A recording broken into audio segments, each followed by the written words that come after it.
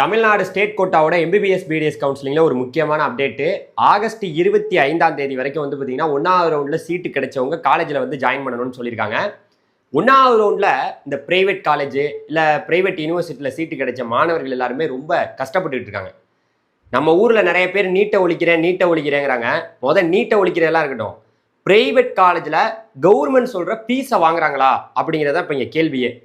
ஏன்னா எவ்வளவோ கஷ்டப்பட்டு நீட்டில் மார்க் எடுத்து அதுக்கப்புறம் வந்து பார்த்தீங்கன்னா இங்கே எவ்வளோ கஷ்டப்பட்டு வர்றாங்க. ஆனால் ப்ரைவேட் யூனிவர்சிட்டிலையும் ப்ரைவேட் காலேஜ் எஸ்எஃப் காலேஜ்லேயும் வந்து பார்த்தீங்கன்னா கண்ட ஃபீஸ் வாங்குறாங்க.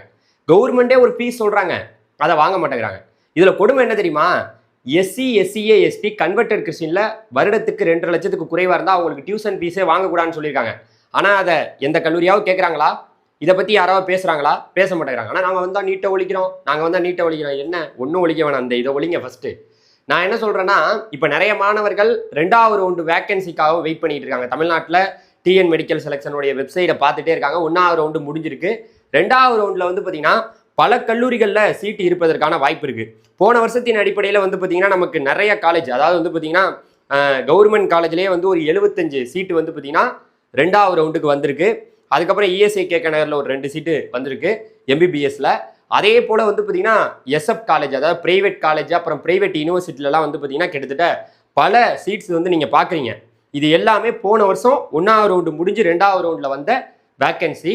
ஸோ அதனால் 2வது ரவுண்டுடைய வேக்கன்சி, 2வது ரவுண்டு சாய்ஸ் ஃபில்லிங் பண்ணுற டேட்டு எல்லாமே ஆகஸ்ட் 25 அப்புறம் தான் வரும். 1வது ரவுண்டில் பல மாணவர்கள் பாதிக்கப்பட்டிருக்காங்க. இதெல்லாம் வந்து பார்த்தீங்கன்னா அரசு கொஞ்சம் கவனமாக பார்த்தாங்கன்னா நிறைய மாணவர்கள் தமிழ்நாட்டில் எவ்வளவோ கஷ்டப்பட்டு நீட்டு மார்க் வாங்கியும் இன்னைக்கு வந்து எம்பிபிஎஸ் படிக்க முடியாத நிலைமை தமிழ்நாட்டில் இருந்துட்டு இருக்குங்கிறத இந்த வீடியோ மூலியமாக நான் சொல்லிக்கிறேன். ஸோ அடுத்து 2வது ரவுண்டோடைய வேக்கன்சி, 2வது ரவுண்டோட சாய்ஸ் ஃபில்லிங் வரையில் உங்களுக்கு அப்டேட் வரணும்னு நினச்சிங்கன்னா நம்ம சேனலை மறந்துடாமல் ஃபாலோ பண்ணிங்க. அடுத்த வீடியோவில் பார்க்கலாம். பாய்.